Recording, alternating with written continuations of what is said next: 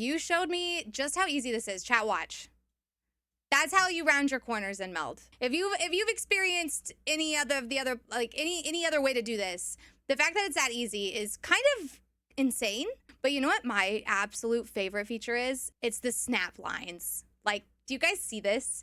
I can't even tell you how amazing this is. Watch. If I copy and paste this same box, we're gonna actually make this one way smaller. Look at how many snap lines you get to line things up perfectly. And not only that, but when you come up here, look at that. Little overhang who? Where? None? Because look how easy it is.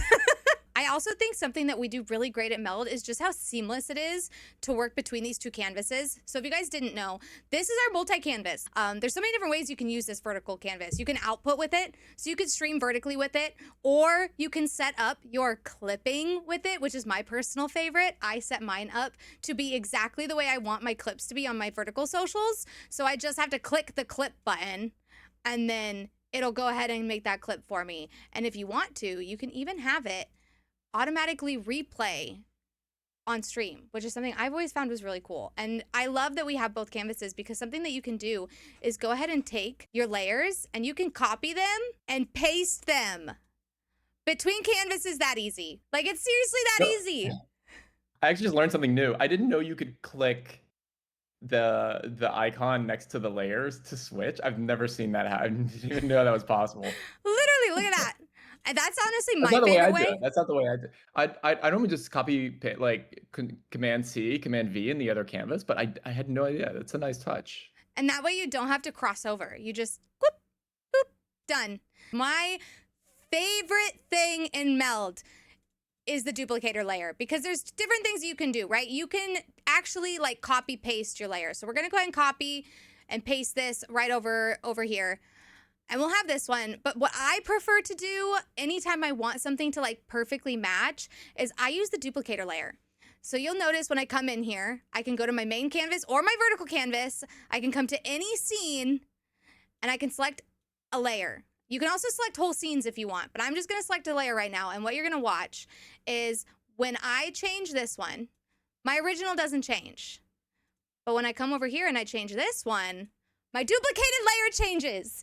And I have to say really quick, if you are a Meld streamer in chat or you're thinking about using Meld, use your duplicator layers. I promise, not only is it going to save you so much time if you want to go change things later, but it's also going to save you resources. If you have browser layers, how about your alerts? Instead of having 50 of them, you can have one of them and then duplicate them onto your other scenes. Same thing with your media files. Same thing with your cameras, actually. So I only have to change things in one scene for our cameras, and it changes on all of them. Game changer, absolute game changer. So if you haven't checked out the duplicator layer, please do. Please do. And a little pro tip. The mood transition is one of my favorite things in Meld. You'll notice here when we switch between these, how seamless it looks. Like, that is incredible. We can come from here to here. And I want to show you just how important the little details are. So if I come in here, you'll notice my rectangles are rectangle 1, rectangle 2, and then just rectangle. So let's go ahead and change my rectangle 3 to like rectangle 10. So now you'll notice when I switch between them, that rectangle 1, or sorry, my rectangle 2, you'll notice this one right here, it actually doesn't move anymore. It only fades in and out. But if I come back here and I rename it to 2, it moves with the transition. We did that so that you can, that's how you make your layers seamlessly transition between scenes. You just have to name them the same. It's literally that easy. So if you have a camera on all of your scenes and you want it to move around your canvas seamlessly, just name all of your camera layers camera.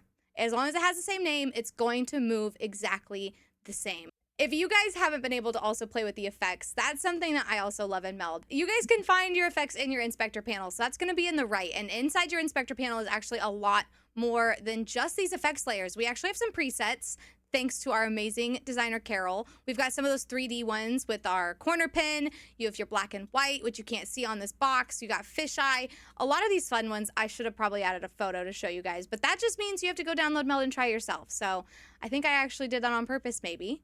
And inside your inspector panel, you're also going to find your outputs, which is where you're going to be able to do your multi-streaming built in for free. So we right now have our integrations with Kick, YouTube, Twitch. You can also use any custom RTMP. So if you want to stream to TikTok, you can. You just need your stream key. You also can stream to Facebook if you want, LinkedIn, anywhere that'll accept an RTMP or an RTMPS server. And then you also can come up here and control all of those outputs from your output panel. I unfortunately can't add a ton of them here because you guys are actually looking at a second instance of Meld. So if you're a creator who wants to make content about Meld, I highly recommend doing it this way. It is an amazing way to not get that endless loop of windows. And then behind your inspector panel, you'll actually also find your multi-chat window. So if you're logged into your outputs in the inspector panel and you go ahead and log into those integrations, you will have all of your chats actually added here into the multi-chat dock automatically. It'll also trigger our built-in widgets. If that's something you want to check out, you can check them out on our website.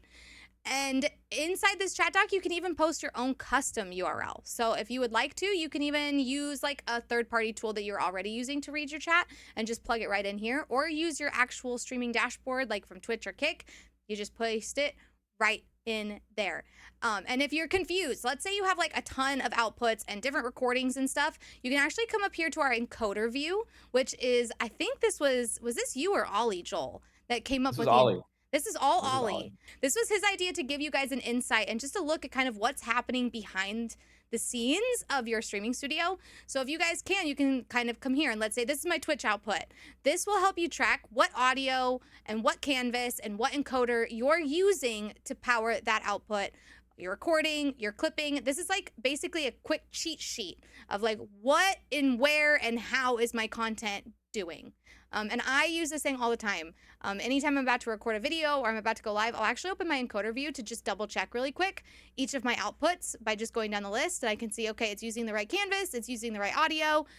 And then you can see like my VOD here, Twitch is using both my regular audio track and my VOD audio track.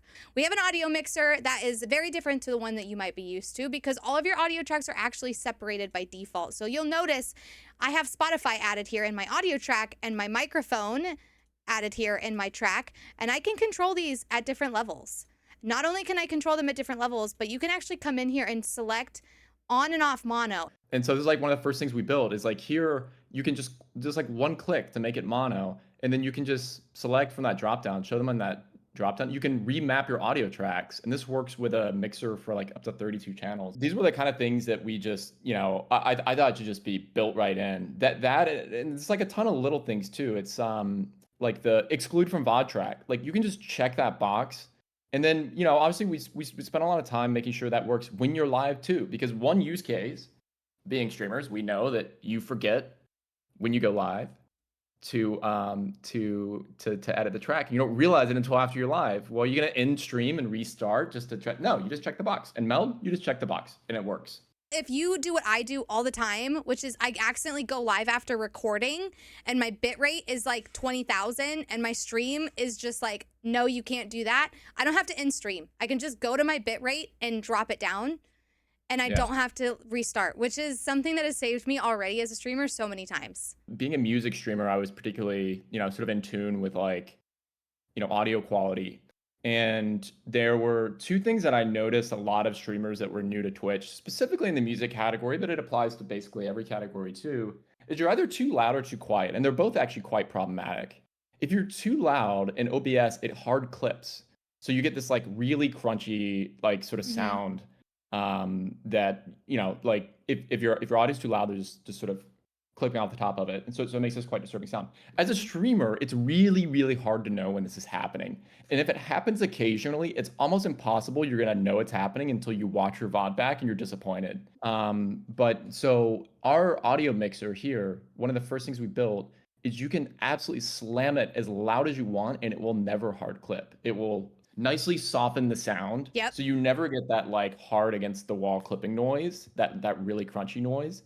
And these were also, you know, like, again, just like some of the things we built because we're also streamers and we know what it's like and we know the frustrating things. And so those were certainly the first places we started. And something else that I love is that box turns red. So this little box that you guys see right here, if you clip, it turns red and it does not stop turning red until you double click it to reset it. So if you're just like going through stream and you're clipping and you don't realize it, you'll be able to tell when you look at your studio again, because that will stay red. And if it's red, that means that at some point your audio was clipping. So you know to just drop that audio down a little bit. You'll double click, you'll see those 3 lines and it'll reset it.